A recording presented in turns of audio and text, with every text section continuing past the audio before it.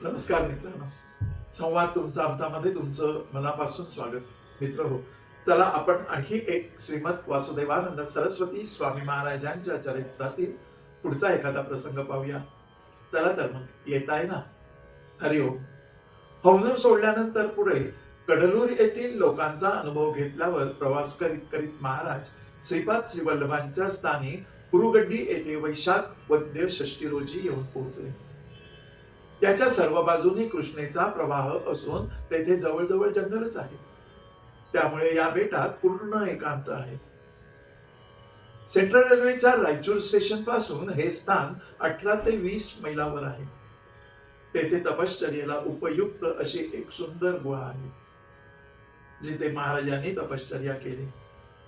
त्या ठिकाणी नदीत खडक असल्यामुळे नाव चालत नाही. भोपळ्याच्या सांगाडीवरून जावे लागते. या स्थानी चातुर्मास करावा, म्हणजे पुष्कळ मंडळी येऊन हे स्थान प्रसिद्ध होईल, असं श्रीपाद श्रीवल्लभांनी महाराजांना सांगितलं. त्यामुळे महाराज तेथे आले. तसेच तेथील पुजारी भीमांना यालाही 1 महिना अगोदर देवानी दृष्टांत दिला होता. त्यांना सांगितलं होतं, 1 महिन्याने आमचे एक परमभक्त संन्यासी येथे येतील. त्यांची व्यवस्था उत्तम ठेवावी, नाही तर तुला शिक्षा होईल, अशी व्यवस्था देवाने आधीच करून ठेवलेली होती. कुरुगड्डी गाव म्हणजे कृष्णेच्या प्रवाहातील एक बेट. यालाच कुरोपूर असेही म्हणतात. येथे श्रीपाद श्रीवल्लभांनी तप केलं होतं व ते अश्विन वद्य द्वादशीस येथे अदृश्य झाल्याची कथा गुरुचरित्रात आलेली आहे. तुम्ही वाचलीही असेल. येथे तेलुगू व कानडी ही भाषा बोलली जाते. 2 मैल रुंद कृष्णेच्या प्रवाहामध्ये हे एक बेट आहे. हे बेट 1 मैल लांब व अर्धा मैल रुंद असं आहे. एका टोकास दत्त मंदिर तर दुसऱ्या टोकास गाव व यामध्ये शेतं आहेत. मंदिरात श्री दत्त पादुका आहेत. बेटाच्या दुसऱ्या बाजूस असलेल्या प्रवाहाच्या तीरावर एका दगडावर श्रीपाद श्रीवल्लभांच्या पावलांचे ठसे पुष्कळच उठलेले दिसतात. एका खडकावर तर नमस्कार घातल्याप्रमाणे सर्व शरीराचा ठसा उठलेला दिसतो. या स्थानात सेवेकरी फार तसे थोडे आहे बरं का. गावात पुजारी व कुलकर्णी अशी 2च ब्राह्मणांची घरे त्यावेळी होती. पुजारी 3 बंधू एकाच घरात 3 खोल्यातून राहत होते. कोणाचीही लग्न झालेली नव्हती. महाराजांनीच तर धाकट्या भावाचे म्हणजे वल्लभांनाचे लग्न करून दिले होते. महाराज कुरगडीस आल्यावर श्रीपाद श्रीवल्लभांच्या पादुकांना त्यांनी नमस्कार करून ते तेथेच राहिले. पहिल्या दिवशी भिक्षा झाली. तेथे ब्राह्मणांची 2च घरे असल्याने दुसऱ्या दिवशी उपोषण घडले. शिवाय तेथील पुजाऱ्यांचा आचार पाहून महाराजांना तेथे राहावेसे वाटेना. ते पाहिल्यावर श्रीपाद श्रीवल्लभांनी ब्रह्मचारी वेशात महाराजांकडे येऊन त्यांना सांगितलं, ही भूमी रजक भक्ताने मला दिली आहे. नैवेद्य नंदादीप येथून सतत चालू आहे, तरी येथे भिक्षा घेण्यास हरकत नाही. या लोकांच्या आचाराकडे लक्ष देऊ नये. मुख्यतः द्रव्य शुद्धी व भावशुद्धी येथे असल्यामुळे त्यांचे आम्हाला चालते, तर तुम्हाला का चालू नये बरे? तसेच तुम्ही यापुढे कोणालाही पायाचे तीर्थ देऊ नये व अनअधिकाऱ्यास मंत्रही देऊ नये. येथे येणाऱ्यांनी गाणगापूर ओवाडी याप्रमाणे सुचिततेने वागावे, असे सर्व श्रीपाद श्रीवल्लभांनी महाराजांना सांगताच मात्र महाराजांनी तेथील पुजाऱ्यांकडे भिक्षा घेणे चालू केले. येथे महाराज येण्यापूर्वी पाऊस अजिबातच नव्हता. सर्व कोरडं होतं. नंतर तेथे आलेल्या मंडळींकडून महाराजांनी ऋष्यशृंग मंत्राचा जप करून घेतला. मग मात्र उत्तम पाऊस पडला. महाराजांनी येथेच चातुर्मास करण्याचं ठरवलं. हळूहळू ही वार्ता सर्वत्र पसरून सर्व मंडळी दर्शनास येऊ लागली. पावसाळ्यामुळे 4ही बाजूनी नदीचा प्रवाह वाहू लागला. सामान सुमान तेथे काहीच मिळत नव्हतं. प्रत्येक वस्तू रायचूरवरून सांगलीवरून आणावी लागली. अशा स्थितीत मंडळींची खूप ये-जा वाढू लागली.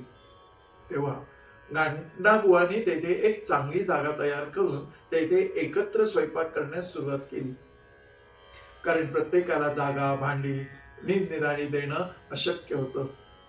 म्हणून ही सोय गांडाबुवांनी केली.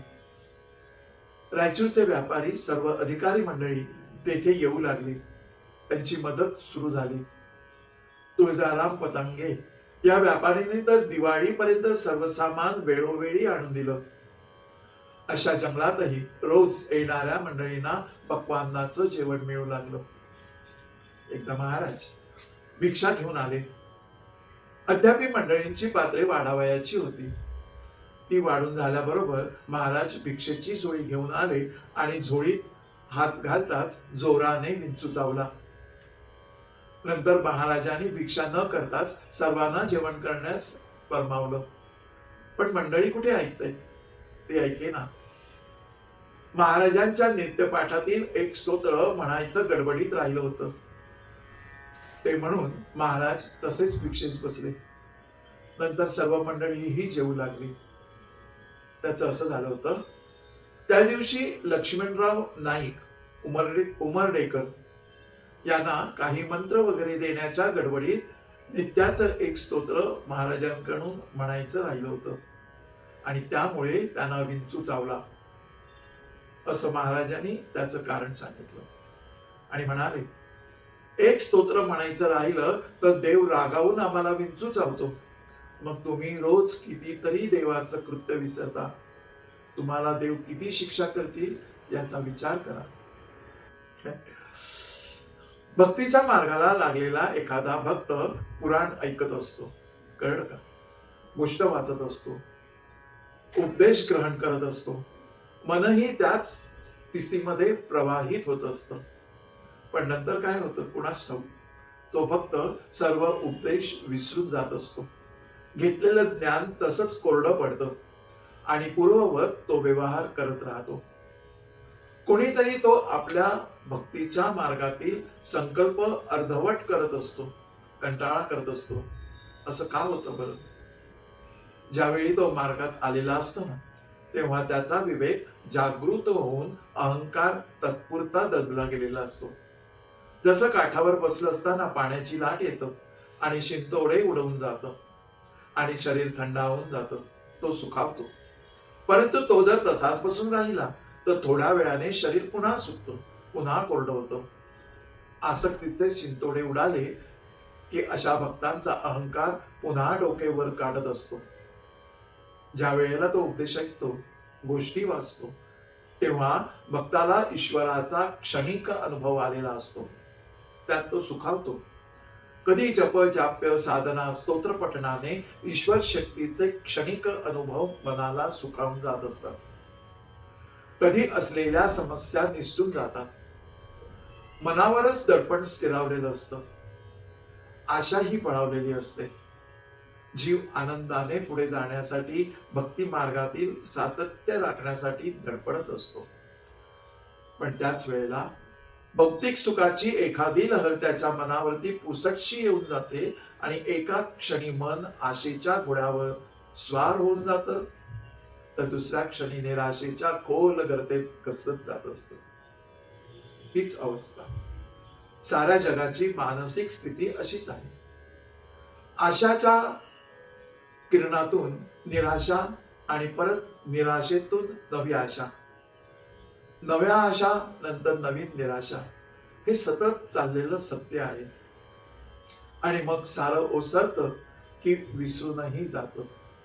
तो भक्त उपदेश विसरतो, सातत्य अडखळतं. मग आजची उपासना उद्यावर केली जाते. त्यासाठी कारणं शोधली जातात.